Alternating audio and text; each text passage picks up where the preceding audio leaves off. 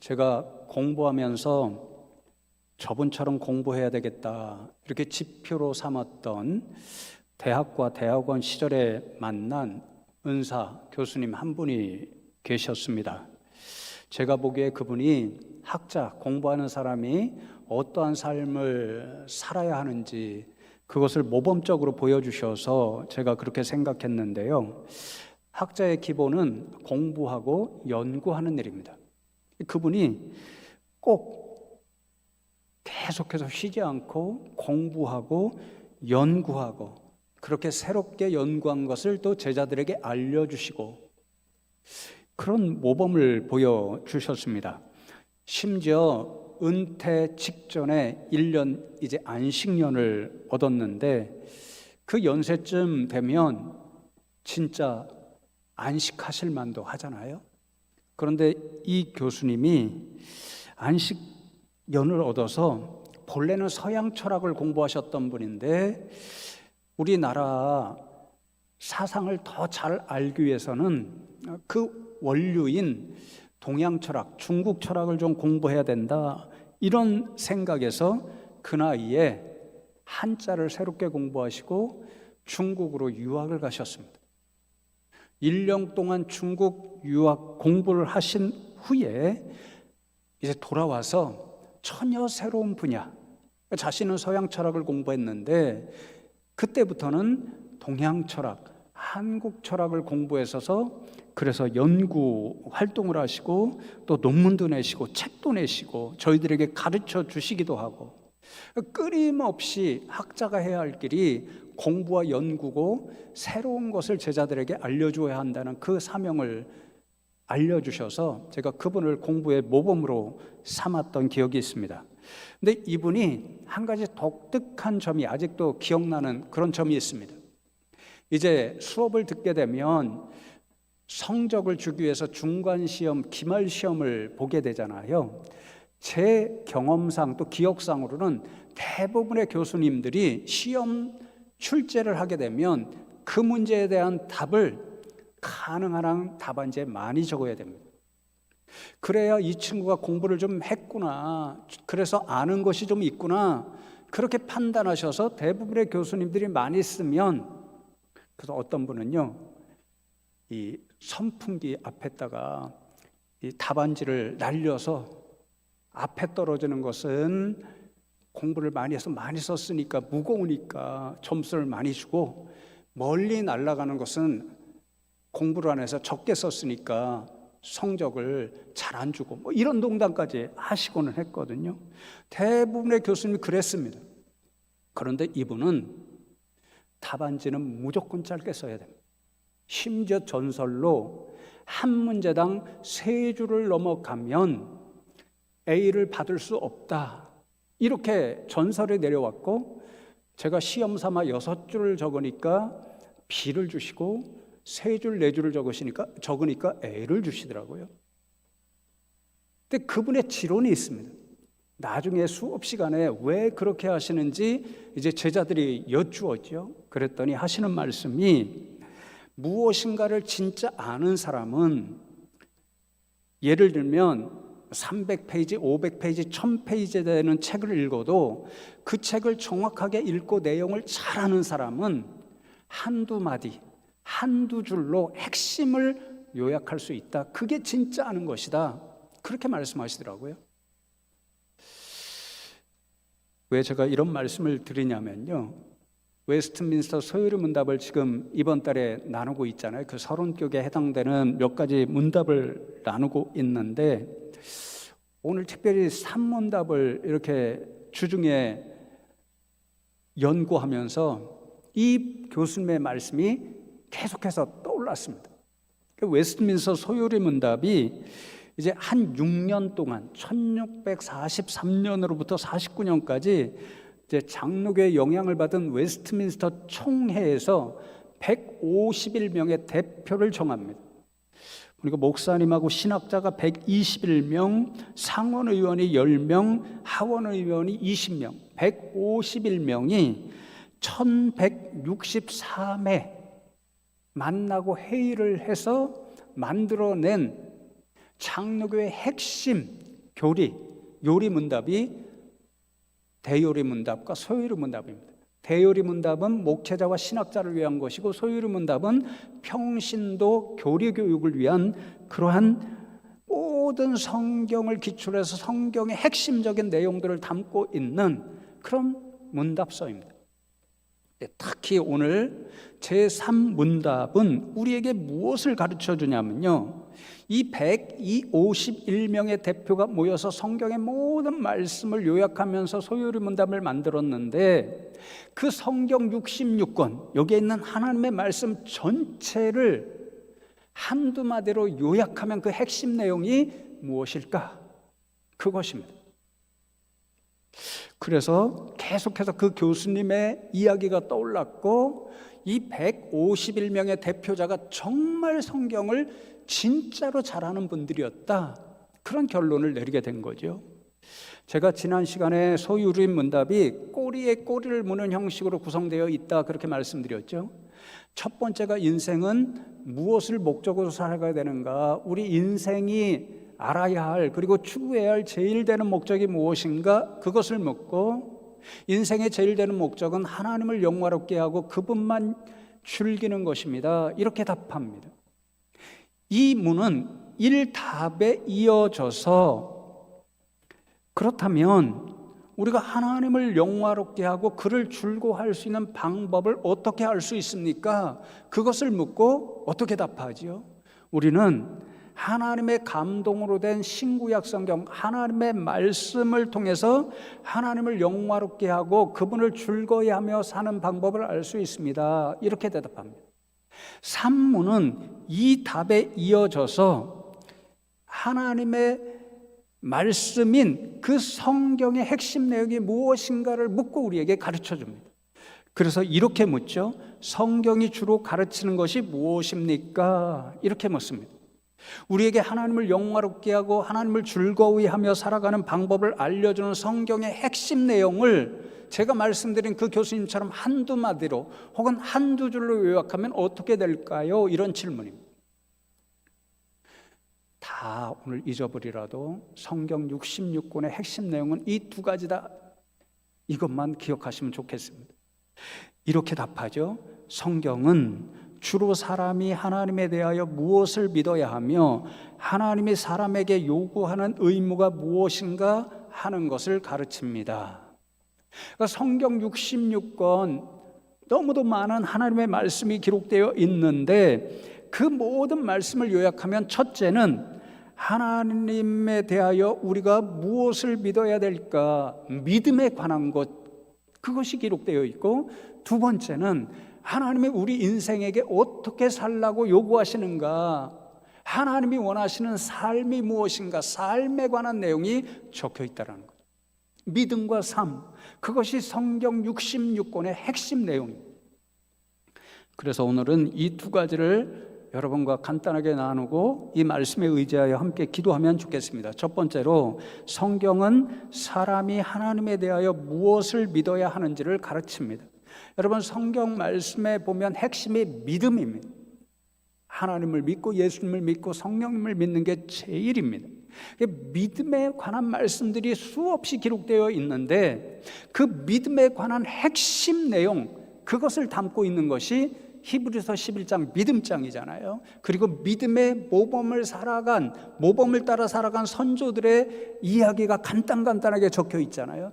그 모든 믿음의 핵심을 요약하는 것이 6절입니다. 오늘 본문 말씀 다시 한번 제가 봉독해 드립니다. 믿음이 없이는 하나님을 기쁘시게 하지 못하나니 하나님께 나아가는 자는 반드시 그가 계신 것과 또한 그가 자기를 찾는 자에게 상 주시는 이심을 믿어야 할지니라, 그렇게 말씀합니다. 여러분, 하나님이 인생에게 원하시는 것이 딱 하나, 믿음이니까 믿음이 없이는 결단코 하나님을 기쁘시게 할 수 없죠. 믿음으로 하나님 앞에 나가야 하나님이 우리를 보시고 기뻐하십니다. 그런데 우리가 하나님을 기쁘시게 하는 믿음, 그것이 무엇인가, 그 핵심을 두 가지로 요약하죠. 하나는 무엇입니까? 그가 계신다는 것, 하나님이 계신다는 것을 믿는 믿음입니다.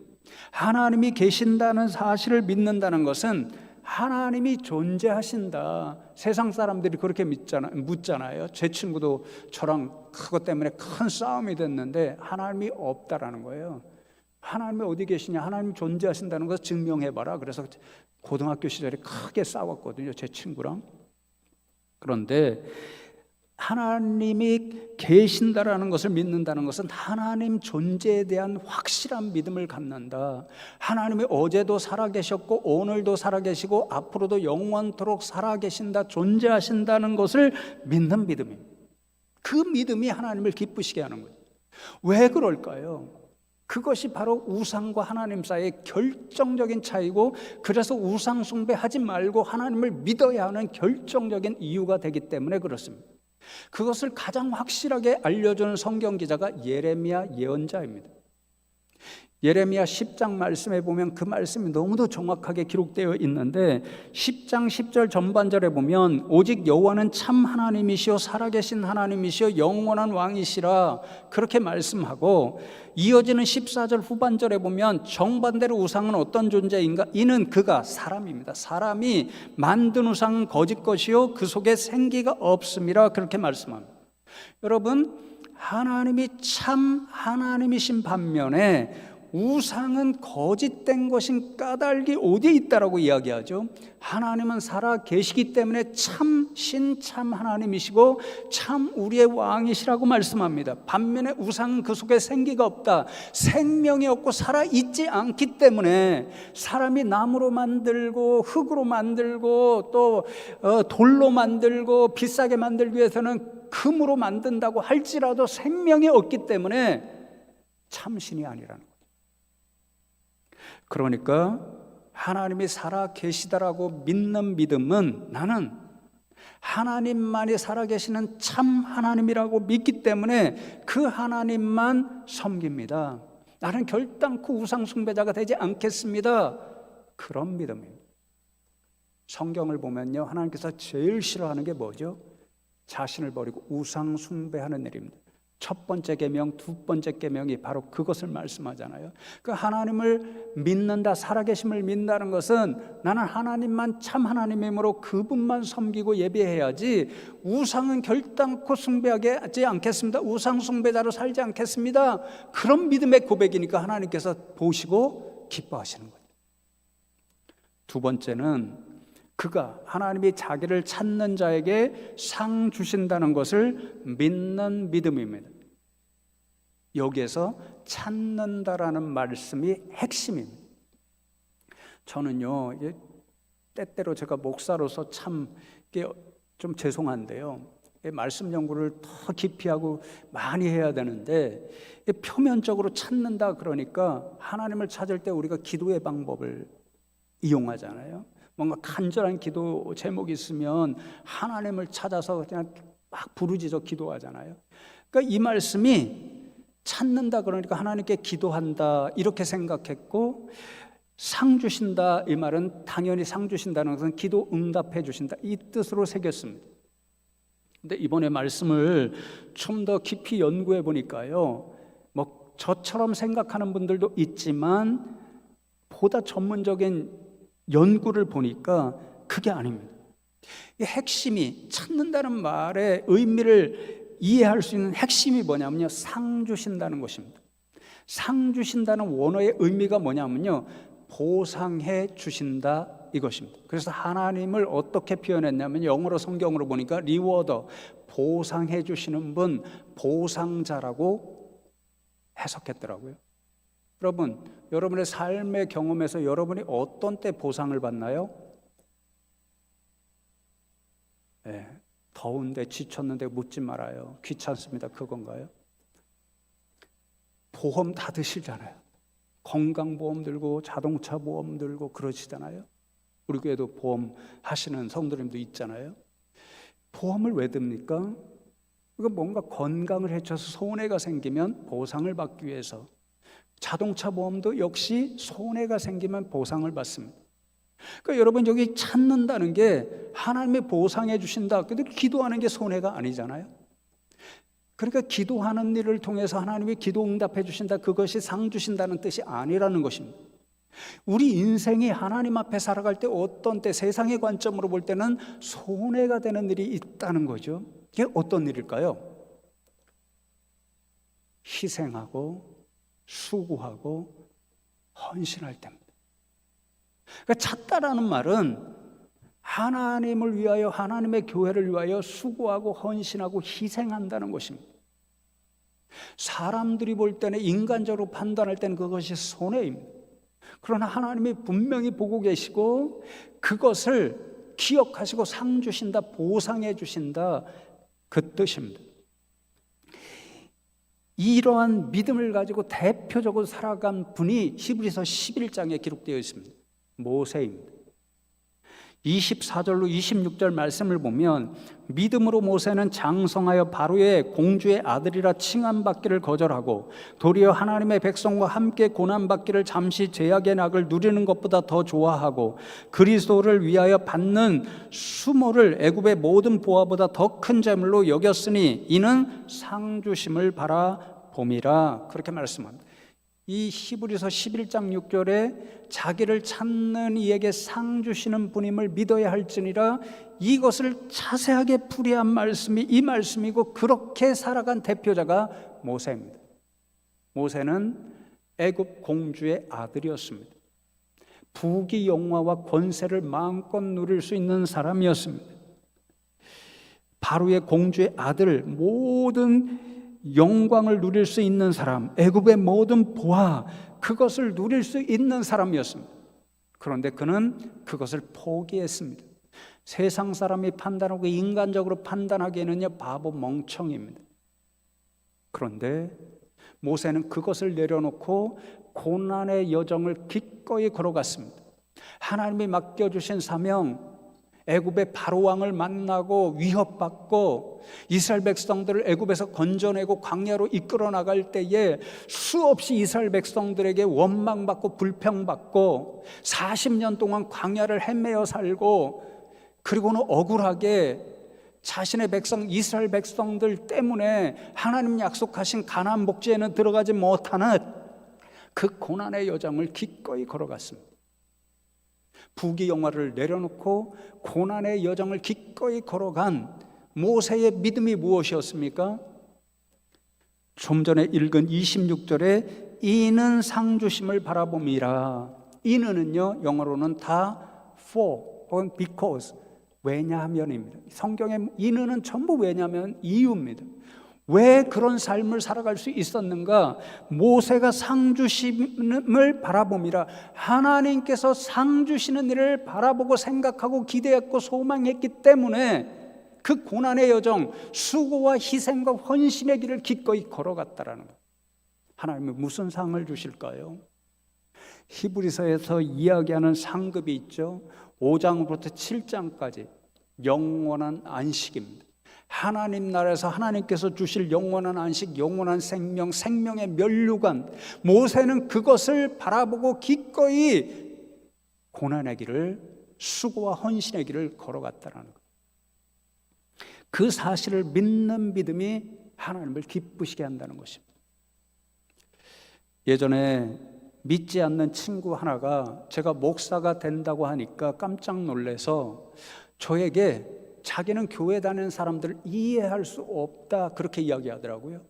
아니, 왜 이해를 못하냐 그랬더니 그 친구 하는 말이 교회 다니는 게 얼마나 손해냐 그러는 거예요. 예를 들면 시간이 얼마나 손해냐, 교회 가는 시간 다 안 다니면 시간이 얼마나 많냐. 그러면 그 시간 갖고 네가 좋아하는 일도 할 수 있고, 게임을 좋아하면 게임 좋아하고, 요즘 캠핑 좋아하시니까 캠핑도 갈 수 있고, 여행도 많이 다니는 시대니까 여행도 많이 갈 수 있고, 얼마나 좋냐. 그렇게 안 하니까 손해지 그럽니다. 또 교회 가면 헌금하라고 그러지, 헌금하는 게 얼마나 손해냐. 헌금만 하면 네가 좋아하는 거 살 수 있고 네가 하고 싶은 것도 할 수 있는데, 그러니까 손해지.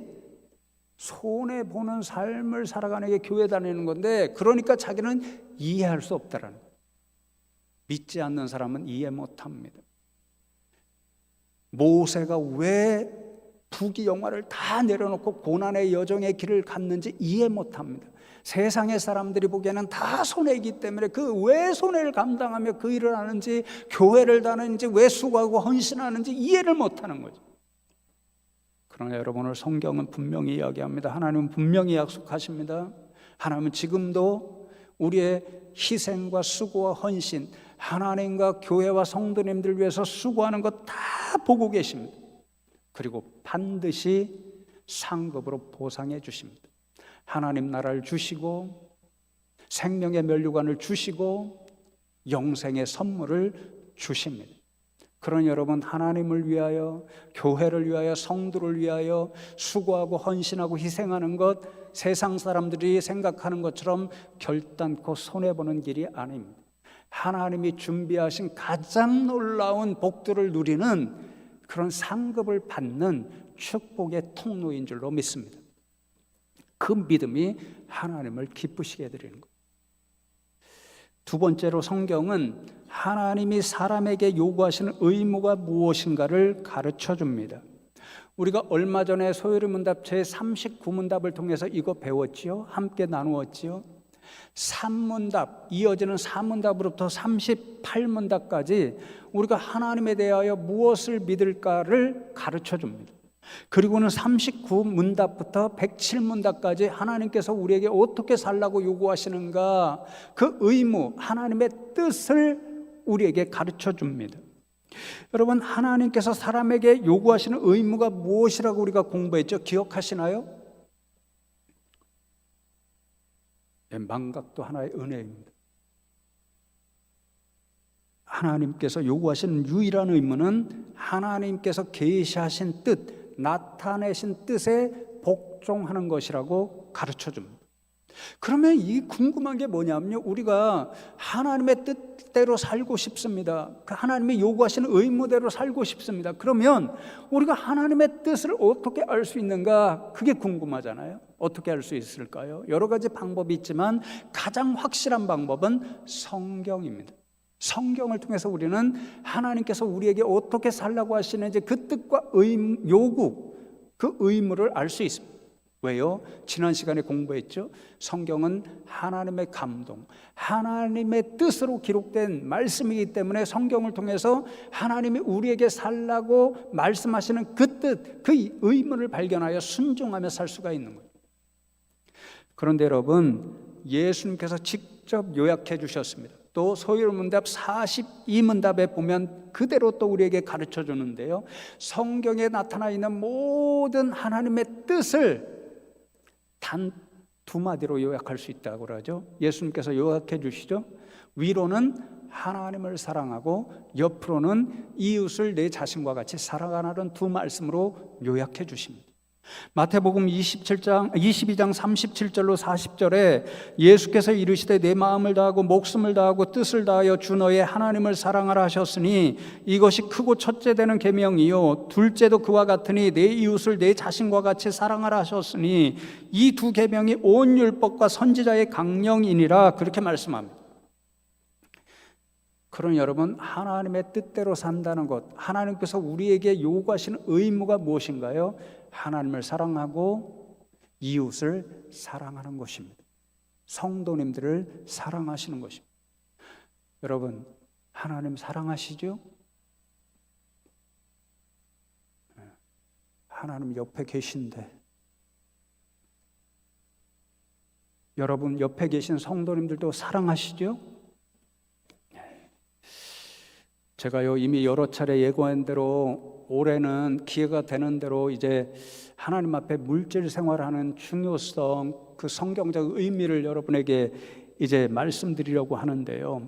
한 번은 선배 목사님과 만나서 이제 식사를 하고 차를 마시면서 이런저런 이야기를 하는 가운데 예수님께서 말씀으로 요약해 주신 하나님을 사랑하고 이웃을 사랑하라, 이 이야기가 어떻게 하다 나왔습니다. 그랬더니 그 목사님이 하시는 말씀이, 김 목사, 이렇게 사랑을 표현하는 가장 확실한 방법, 가장 확실한 사랑의 표현 방법이 무엇일까? 그렇게 묻습니다. 그래서 예수님께서 친히 보여주셨고, 요한복음에 보면 친구를 위하여 목숨을 버리는 것보다 더 큰 사랑이 없느니라 그렇게 말씀하시잖아요. 그래서 제가 그것을 생각해서 예수님처럼 누군가를 위해 자신의 목숨을 기꺼이 내어놓을 수 있다면 그것보다 더 확실한 사랑의 표현이 없을 것 같습니다. 그렇게 답했습니다. 그랬더니 그 목사님이 이야기하는 말씀이, 김 목사는 아직도 이상주의자야. 너무 커. 아니, 그렇다면 자네의 목숨이 수천 개라도 감당이 안 될걸? 왜냐하면 사랑하는 사람마다 위해서 목숨을 주어야 되잖아요. 그렇게 거창한 거 말고 현실적으로 살아가면서 우리가 누군가를 사랑하는 가장 확실한 표현의 방법이 무엇일까? 김 목사가 속물이라고 생각할지는 몰라도 물질이야, 그렇게 이야기하더라고요. 물질을 누군가를 위해서 사용한다 그러면 그 사람을 사랑하기 때문에 사용한다는 거죠.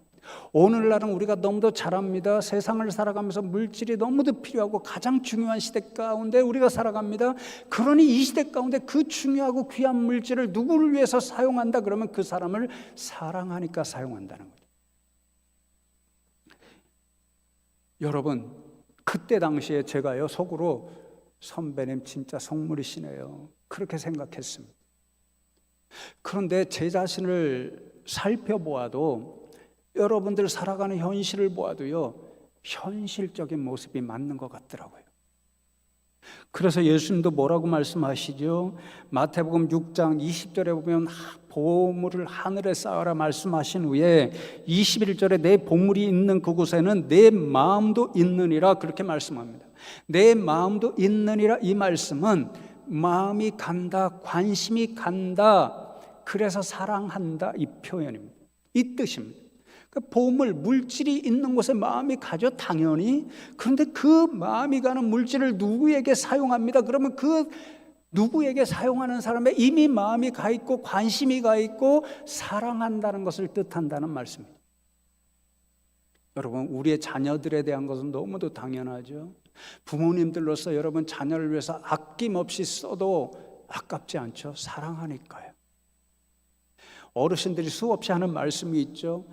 애들을 키울 때는, 자녀들을 키울 때는 정신없이 살다 보니까 애들이 얼마나 예쁘고 귀여운지 몰랐는데 손주들이 태어나고 손주들을 보니까 그렇게 귀엽고 예쁘다고. 자신의 용돈 꼬박꼬박 모아놨다가 손주들에도 다 털어놓아도 조금도 아낌이 없다고. 매일 보고 싶고 매일 뭔가 사주고 싶다고. 왜요? 사랑하니까, 예쁘니까. 여러분, 오늘날 여러분 건강 위해서 많은 건강 보조식품 먹죠. 저도 TV에 보고 간혹 혹해서 저거 먹으면 내 예를 들면 위험이 있으니까 위험에 딱이더라 사놓고는요 먹지 않아서 집사람에게 왜 사가지고 이거 버리냐고 혼나는 적도 있습니다. 왜 그렇게 하죠? 여러분 자신을 사랑하고 아끼니까요. 여러분을 위해서 그런 물질을 사용해도 아깝지 않습니다. 여러분 좀 반려동물을 많이 키우죠. 개나 고양이 많이 키우죠. 저희 집에는요 새 하찮은 남자는 개나 고양이를 다 좋아하고 저희 집의 왕이신 한 분 여자분은 싫어하십니다. 개인적으로 털 알러지가 있어요. 근데 어느 날 제가 그렇게 말씀드렸죠. 이게 간이 커져서 저희 아들이 이제 하나는 대전에 가 있으니까 하나가 없으니까요. 와, 집안이 썰렁하더라고요. 이제 몇 년 후면 둘째도 이제 지 좋은 길로 가겠죠. 둘만 남잖아요. 너무 썰렁할 것 같아요. 그래서 반려동물 키우는 분들이 마치 자식처럼 키우잖아요. 자녀처럼. 그러니까 제가 집사람에게 뭐라고 이야기했냐면요. 우리도 개 한 마리 사서 키울까? 그랬더니 나를 죽이고 키우라 그러는데 나 죽이려고 키우냐 이거죠. 털 알러지가 있으니까. 그러면서 덧붙이는 말이 뭐냐고 그러냐면 개 한 마리 키우는데 비용이 얼마나 많이 들어가는지 아느냐 그러더라고요. 알아보니까요 사람은 보험이 있잖아요. 병원에 가도 개나 고양이는 보험이 뭐 요즘 생기고 있다고 그러는데 보험이 없으니까 사람보다 훨씬 더 치료비 의료비가 많이 들어가더라고요. 거기다 꼬박꼬박 예방주사 맞춰야죠. 좋은 사료 사다 먹여야 되죠. 또 가끔가다 특식해 드려야 되죠. 거기다가 사람은 영양제 안 먹어도 꼬박꼬박 영양제 세 드려야 되죠. 비용이 만만치 않더라고요. 그럼에도 불구하고 사람들이 왜 개, 고양이, 반려동물을 키우나요? 예쁘니까요. 사랑스러우니까요. 자신의 물질이 들어가도 아깝지 않습니다. 마찬가지로 그 선배님의 결론이 그것입니다. 유사하게 오늘도 이제 저와 여러분이 정성껏 감사한 마음으로 하나님 명령하신 대로 정직하게 구별하여 이제 물질을 드리는 그 모든 것이 우리의 현실의 모습을 생각하고 이 세상에 귀해 여기는 물질의 그런 생각을 생각할 때 하나님을 사랑하고 교회를 사랑하고 성도를 사랑하고 우리 다음 세대를 사랑하는 사랑의 표현의 방법이라는 거예요. 그럴듯하지 않나요? 여러분, 저는요, 그리고 확실히 믿는 한 가지가 있습니다. 하나님께서 성경을 통해서 우리에게 물질을 명령하십니다. 구별하여 드리라고 명령하십니다. 어떤 분들은 목사님이 일부러 그 헌금을 만들어서 우리에게 부담을 가중시킨다라고 말씀드리고, 제가 만든 것 하나도 없습니다. 성경에 다 있습니다. 그런데 성경에서 이 물질 드리는 게요, 우리에게 부담이 아니라 복이요 축복의 통로라고 말씀하시고 저는 확실히 그것을 믿습니다. 예수님께서 예를 들어 뭐라고 말씀하시나요? 마태복음 6장 24절에 한 사람이 두 주인을 섬기지 못할 것이니 혹 이를 미워하고 저를 사랑하거나 혹 이를 중히 여기고 저를 중히 여김이라 너희가 하나님과 재물을 겸하여 섬기지 못하느니라. 여러분, 예수님 당시에도 사람이 하나님 대신에 그 마음의 주인의 자리로 삼기 가장 쉬운 것, 사람의 마음을 가장 빼앗기 쉬운 것이 물질임을 분명히 알고 말씀하셨다. 오늘날은 더 말할 것도 없죠. 그러니 여러분, 이렇게 귀한 물질, 우리를 유혹하는 이 물질, 이것을 하나님 앞에 하나님께서 말씀하신 대로 순종하여 구별하여 드린다는 것은 무엇을 고백하는 것입니까? 하나님, 내 주인은 돈, 만몬, 우상이 아니고 오직 하나님밖에 없습니다라고 하는 고백을 담으니 축복입니다. 또 하나, 하나님, 세상 사람들이 다 물질을 제일 사랑하는 이 시대 가운데 살아가는데 저는 이 물질보다 하나님을 더 사랑합니다. 그 믿음의 고백을 담으니 축복입니다. 하나님 가만히 보시나요? 아니죠. 하나님의 교회를 위하여, 성도님들을 위하여 사용되는 이 물질을 위해서 여러분 땀 흘려 수고하셨습니다. 헌신이 담겨 있습니다. 희생이 담겨 있습니다. 하나님은 그것을 보시고 보상해 주시는 분입니다. 천국에서 지금도 여러분을 위해서 생명의 면류관 상급을 준비하고 계십니다. 그러니 축복입니다. 황당한가요? 저는 확실히 축복이라고 믿습니다. 성경의 교훈입니다. 그러니 여러분, 오늘 말씀의 결론은 성경의 모든 말씀은 하나님께서 우리에게 복 주시기 위해 주신 축복의 말씀이라는 거예요. 축복의 말씀. 첫 번째로는 성경은 하나님의 살아계심을 믿고 그분에게 헌신하고 수고하고 희생하면 하나님께서 상을 주신다는 사실을 분명히 믿게 하고 그 믿음으로 하나님을 기쁘시게 하니까 성경 말씀은 우리에게 축복의 말씀입니다. 두 번째로, 성경은 우리가 하나님의 뜻대로 살아가면 하나님께서 그것을 보고 기뻐하시는데 성경 모든 말씀, 특별히 두 계명, 하나님을 사랑하고 이웃을 사랑하는 그 말씀대로 살아가게 하니까, 하나님의 뜻대로 살아가게 하니까 성경 말씀 우리를 위한 축복의 말씀입니다. 그러니 이 사실을 기억하고 저와 여러분 축복의 말씀대로 믿고 살아서 하나님 보시기에 하나님의 사람, 축복의 사람으로 다 살아가는 분들 다 되시기를 주님의 이름으로 축복합니다.